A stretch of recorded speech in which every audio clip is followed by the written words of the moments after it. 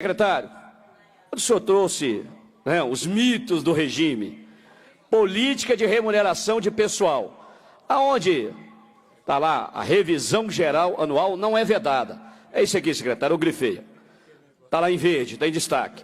A revisão geral não é vedada. Primeira pergunta, secretário. Vamos fazer passo a passo para não ter erro. Eu queria que o senhor explicasse aqui, secretário, o que o senhor entende de revisão geral anual, o que é isso e por que ela não é vedada? Revisão geral é quando você dá para todos os servidores o mesmo índice de reajuste. Ok? E aí a questão de não é vedada porque a partir do momento que ela está ressalvada no plano, ela pode ser dada. Tá. É por isso. Isso a gente chamaria do IPCA que o governo utiliza? É isso? Não, eu estou falando de índice percentual igual para todos. Igual para todos. Estou falando de índice de revisão para todos os servidores. É isso. Tá. Eu estou aqui com o terceiro quadrimestre de relatório de gestão fiscal.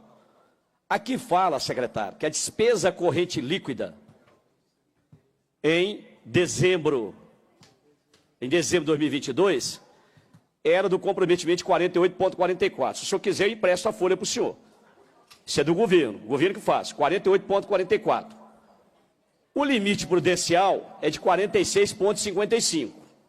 Já no primeiro quadrimestre de 2023, atingiu 49,32. Abril. Secretário, como é que o governo conseguiu mandar para essa casa, secretário? Ou melhor, conseguiu pedir à mesa da Assembleia e não mandou até hoje a questão do impacto? Foi por isso que a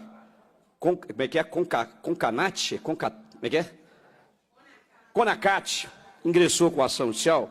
Secretário, se está acima do limite prudencial e o período alegado de 2007 a 2022, a inflação era de 147%, como é que o governo fez esse pedido para que fosse apresentado e o governador sancionou no dia 2 de maio, já com o primeiro quadrimestre? Secretário, havia ali a lei de responsabilidade fiscal e logo em seguida o senhor estava entregando no dia 31 o plano. Secretário, não tem espaço para dar aumento, nem para o senhor, nem para o governador, nem mais secretário. Como é que os senhores conseguiu conciliar isso no plano de recuperação fiscal? Porque estava acima do limite. Eu provei para o senhor aqui, eu estou com os dois relatórios. O relatório, o terceiro quadrimestre de 2022 está aqui, 48,44. Até aqui, secretário, o senhor podia dar inflação. Até aqui podia dar inflação. Com o primeiro quadrimestre, o senhor também poderia dar inflação. Mas os senhores concederam a si mesmo, não só o 147 do período 2007 a 2022, mas 151% de aumento real. Isso não estaria vedado na proposta que o senhor defende do regime, secretário? Deputado, esse como foi colocado, já ele está assim numa situação que foi debatida. No microfone, por favor. Ele está dentro de uma situação debatida aqui, aprovada por essa casa, e que a gente estava contemplado no regime de recuperação fiscal, nas despesas correntes da recuperação fiscal. Não, secretário, esse é um assunto, secretário. Eu não sou economista, não, eu sou advogado. Mas eu estou labutando aqui, tem 25 anos. Eu vou repetir para o senhor. Inflação, os senhores poderiam ter dado para os senhores, que era de 147 o período. Se o senhor quiser, eu também tenho aqui a apuração. Está aqui. Os senhores deram 151%. Nem a lei de responsabilidade fiscal permite e nem o próprio regime. Que malabarismo o senhor conseguiu fazer para que o senhor pudesse levar isso para o plano? Isso é malabarismo. Deputado, não foi um malabarismo, nós estávamos amparados numa avaliação jurídica do processo que foi colocado. Ok? Bom, aí, gente, aí o artigo 16 e 17 da Lei de Responsabilidade Fiscal foi julgado numa lata de lixo. Aí já não serve. Foi isso que eu fiz aqui com o outro secretário. Primeiro, olha aqui, é o mito que o secretário trouxe. Ou seja, para nós é mito, para o servidor é mito, para eles, aí pode tudo. Secretário, todas as vedações, isso é do senhor, viu? O senhor apresentou. Todas as vedações podem ser ressalvadas. Beatriz, por gentileza, você e professor Cleito. Todas as vedações podem ser ressalvadas no plano que será revisto de 2 em 2 anos, ordinariamente. O que o senhor chama de todas as vedações, secretário? Detalha para a gente que isso é importante para a nossa compreensão. As vedações previstas no artigo 8º que estão lá escritas. Se você faz as ressalvas frente àquelas vedações, é sim possível estar inserida no regime de recuperação fiscal. Bom, todas as vedações podem ser revistas, lá no artigo 8º. Bom, perfeito, perfeito. Então, agora nós vamos lá no artigo 8º. Vamos lá no artigo 8º. Artigo aqui está... Eu já li essa lei, secretário, pelo menos umas 200 vezes. Talvez mais. Então, vamos lá.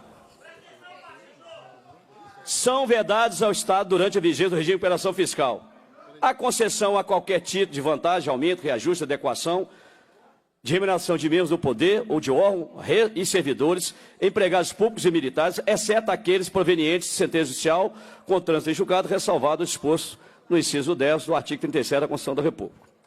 Criação de emprego, função que implique aumento de despesa. Alteração de estrutura de carreira que implique aumento de despesa. A admissão ou contratação de pessoal a qualquer título, ressalvadas as reposições. Cargos de chefia e direção, contratação temporária, realização de concurso, criação, majoração, reajuste, adequação, auxílios, abonos, verbas, ou seja, reestruturação de carreira. Deputada Beatriz, quando eu falo que o plano tem muito mais armadilhas que nós possamos imaginar, é o seguinte: se eu posso rever as vedações de 2 em 2 anos, eu posso mexer na estrutura de carreira. E estrutura de carreira implica o quê? Reforma de quê? Reforma administrativa.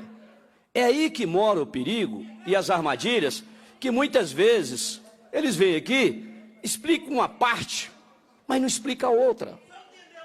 Não explica o restante. Então, secretário, por mais que o subsecretário Felipe veio aqui tentar dizer, não, ele veio repetir as falas do Valadares, achando que o Valadares estava com o guarda-chuva aberto, que ele estava com toda a razão, que não vai haver uma vírgula de alteração.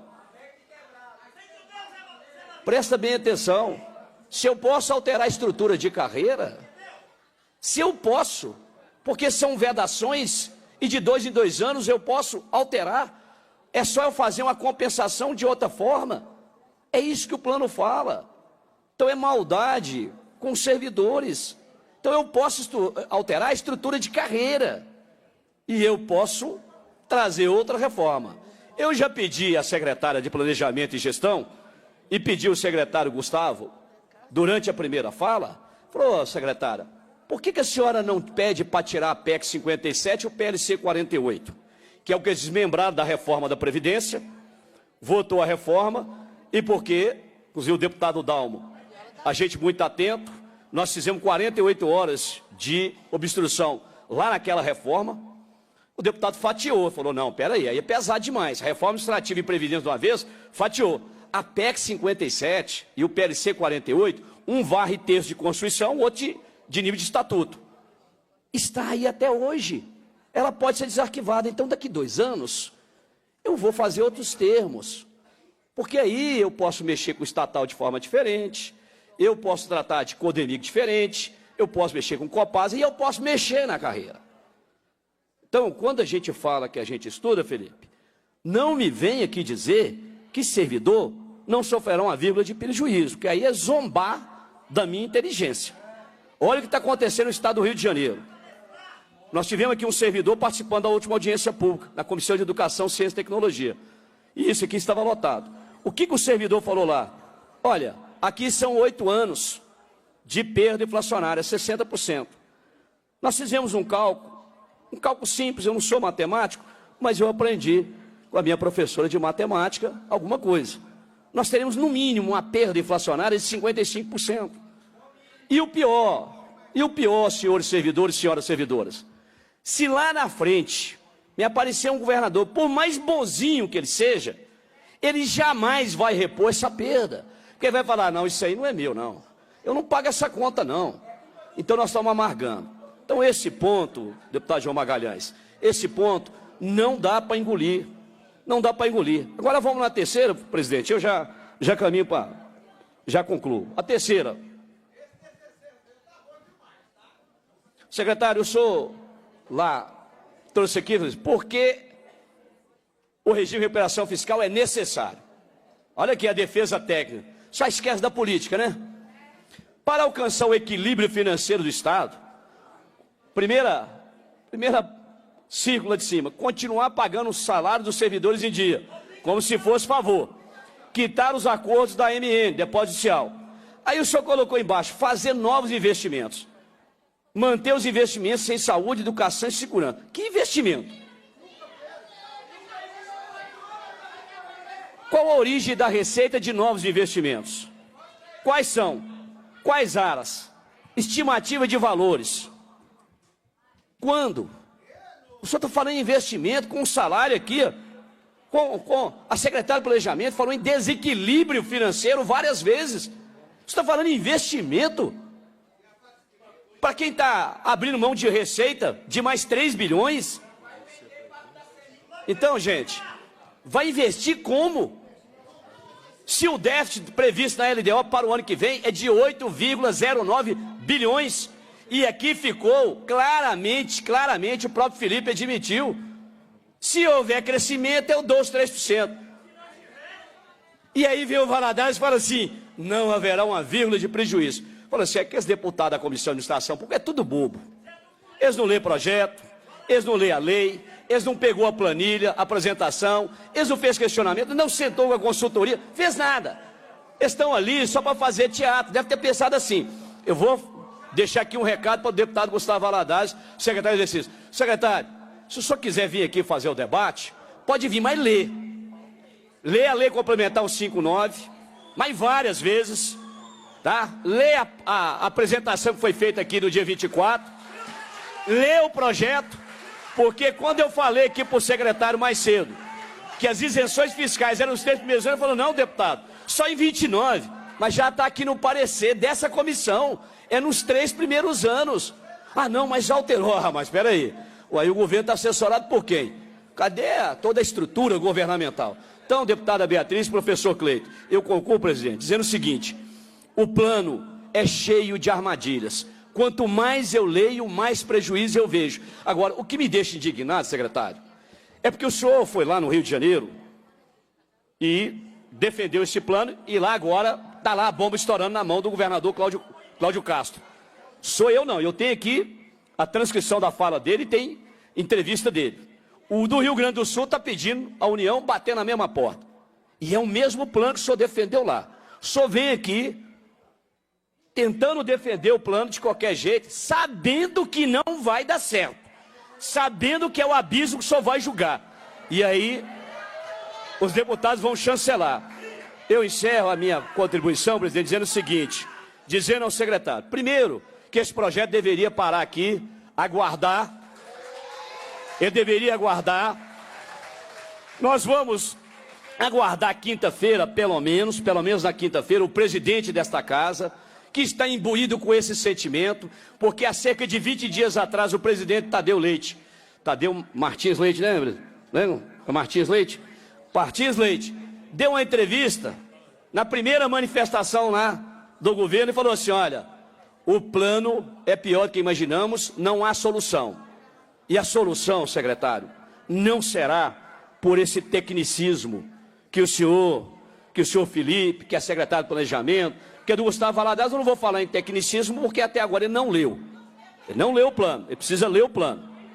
Esse tecnicismo só nos leva ao mesmo abismo que o senhor colocou o governo do Rio de Janeiro, aonde o senhor foi secretário de Fazenda. Só.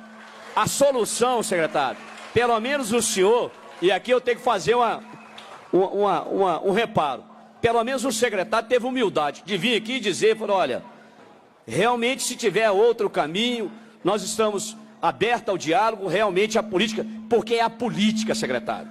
Não será, ninguém paga essa dívida, ela é impagável. Os juros no contrato, né, que o senhor chamou de serviço da dívida, atrelado nos contratos que a dívida hoje está, IPCA mais 4%, não